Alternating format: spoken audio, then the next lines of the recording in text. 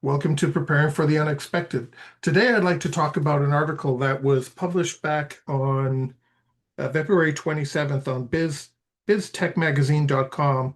Author Dave, and I'm not even going to try to pronounce the last name. My apologies to Dave. But I wanted to talk about it because it talks about needing a cloud exit plan. And considering that's been our focus for so long in many organizations, I wanted to talk to someone about it. So I'd like to welcome back today Mark Armour. Mark, welcome back. Thank you, Alex. It is good to be here. Always fun to talk to you. So I'm looking forward to this conversation. Good. Well, like I say in the introduction here, the article talks about institutions, and it could be anything really, Yeah. wanting a or should have a cloud exit plan. But you and I know, and we've been through this, and we experience it every day. We have client third parties, I guess, that are cloud providers. Yep. So, part of that was to get rid of the risk off of our shoulders and put them on somebody else's. So, what do you think might be driving this need to or request to have a backup plan? Um, so I, so before I answer that question, I think this idea that we're by having third parties that we're offloading the risk, I think that might be a follow-up discussion.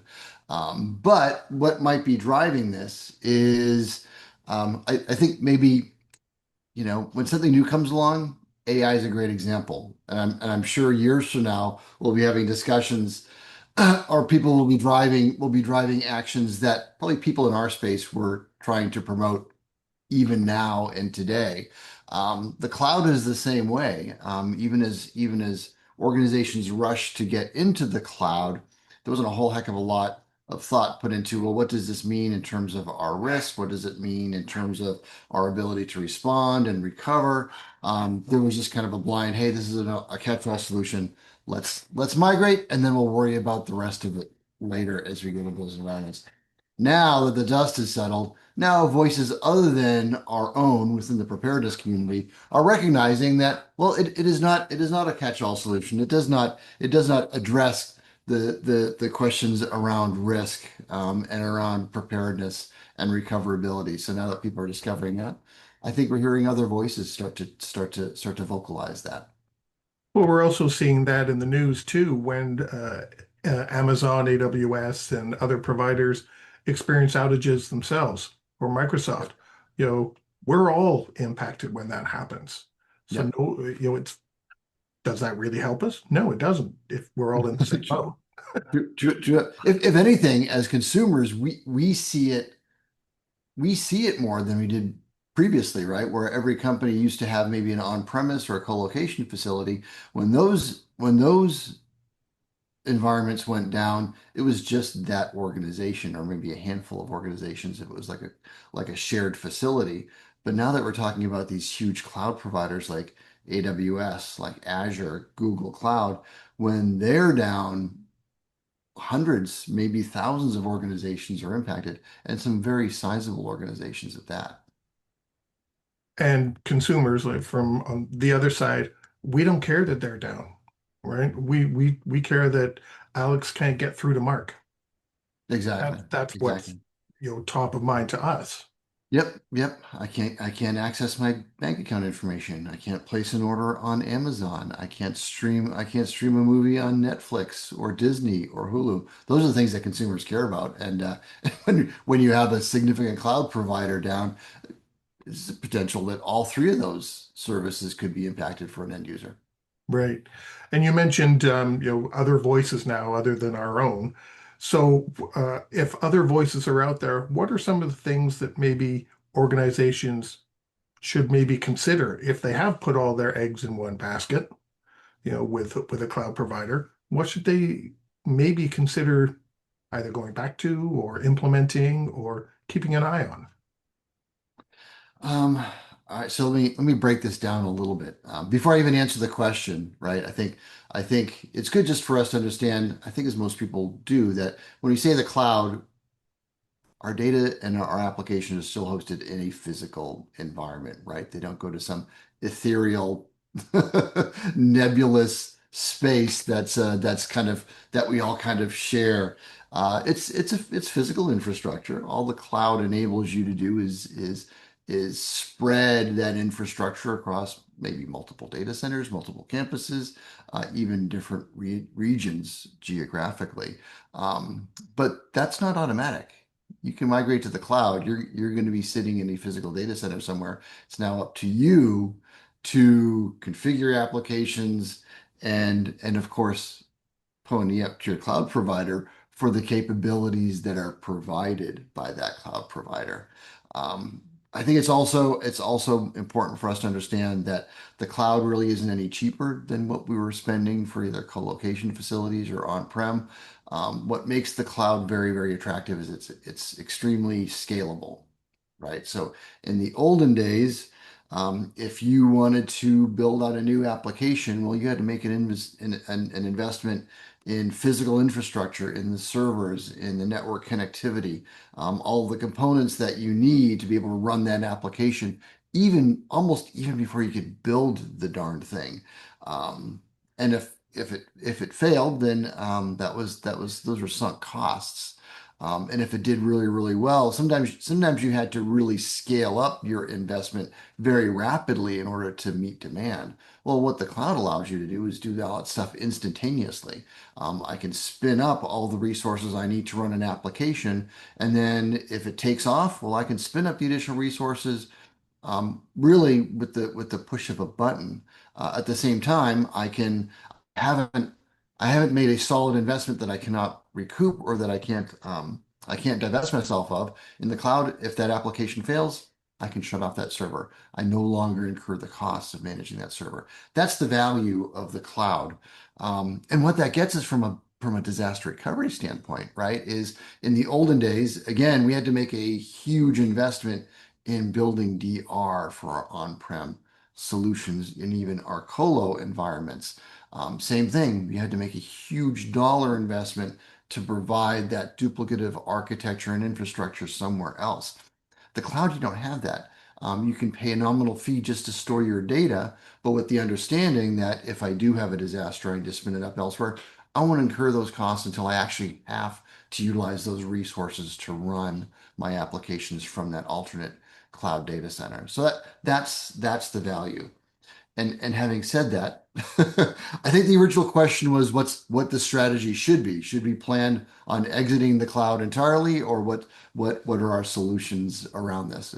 Was that right? Do I recall correctly? Not so much what they should do, but are there Okay, other considerations they should have if they don't want to have all their eggs in one basket? got it, got it. It's a good question. I mean, just the easy answer is diversity certainly doesn't hurt, right? We recommend that elsewhere. Don't put all of your eggs in one basket. So I would say there's certainly value in spreading your applications across multiple cloud providers, such that the loss of a single cloud provider does not represent a risk of your entire application suite and all of your infrastructure becoming unavailable. So I think that's one probably the best solid move. Um, Now, and alternatively, you could go with one cloud provider, but maybe host applications in multiple regions.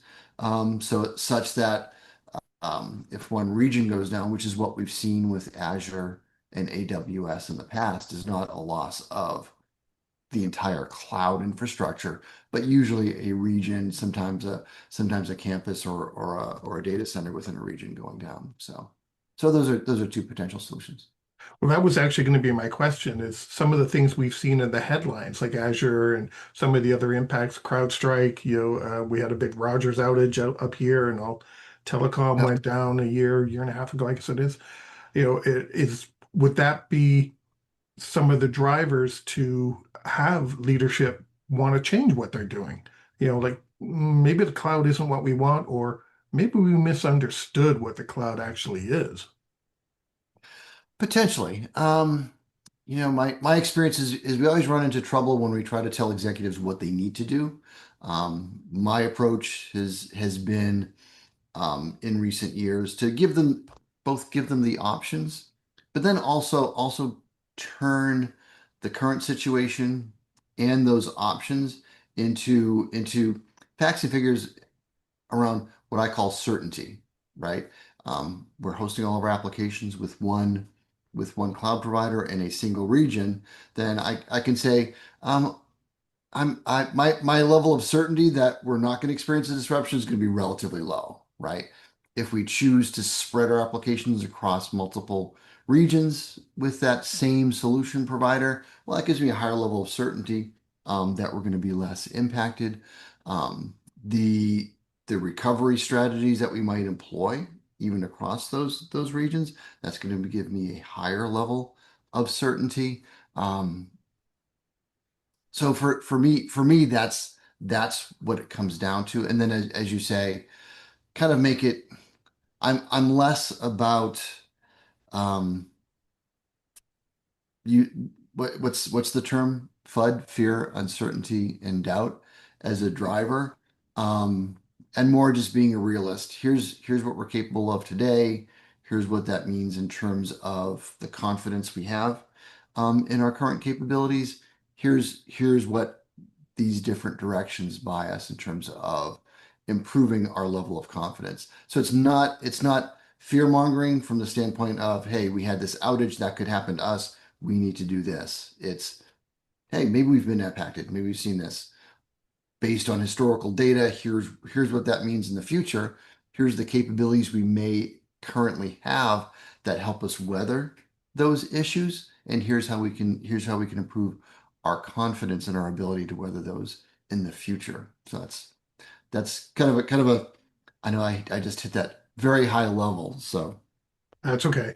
And understanding what is key to the business anyway, because that'll help drive what strategy you want to, what path you want to follow, what strategy you want to adopt. You know what, correct. these three applications, because they're so critical to us, I think we want to keep those in-house as an example. You know, and other things will co-locate in a couple of regions in the cloud, you know, as an example. Potentially. Yeah. I mean, my approach tends to be less about defining the objectives for recovery and less about prioritizing and assigning criticality to services and their applications, and more about understanding what the current capability is today, and then through there, what are the levers that we can pull to improve tomorrow, and what does that mean in terms of investment in hard dollars? What does it mean in terms of soft dollars, meaning the time and effort of the people within the organization to get this done, and then overall just the potential impact to customers as part of that, and then just the overall time frame that's going to take because um, you can pull those levers to different degrees, right? You can Yeah. you can get it done faster with the resources you have on hand, but you're going to have to make some investments to maybe augment those resources. Otherwise, you can do it for a relatively low cost. It's going to take you a longer time to do it, probably. Yeah. Any final thoughts you'd like to share? Um, Let me think. Well, let's go back to the original premise, right? Which is this was it a Biz Talk article that said we should have a cloud exit strategy? Yes. Yes. And I know you and I kind of talked about this briefly. I think it was last week when you proposed this as a topic. I think we kind of agreed it's probably an unrealistic expectation, right? Um, because of the fact that in order to be able to exit the cloud, we kind of have to go back to square one, which means we have to make a sizable dollar investment to now put things to basically give us like an on-prem or a co-location solution that replaces the cloud. I think a more realistic solution is that diversity maybe of cloud providers and then diversity of geography, hosting maybe in multiple regions with the same cloud provider or different regions with different cloud providers and different campuses. And then also kind of spreading what's your connectivity, who's providing your access to those data centers, making sure that you also have both carrier diversity as well as redundancy in those channels to connect. So rather than just a cloud exit strategy, we're just going to get out of this entire environment. Let's look at what by leveraging this environment, what solutions exist that reduce our risk, increase our confidence, and give us that diversity that we need. Yeah, agreed. On that note, we've come to the end of the show. Thank you so much for joining us once again, Mark. I really appreciate it. It's always fun. Thank you, Alex. Appreciate it.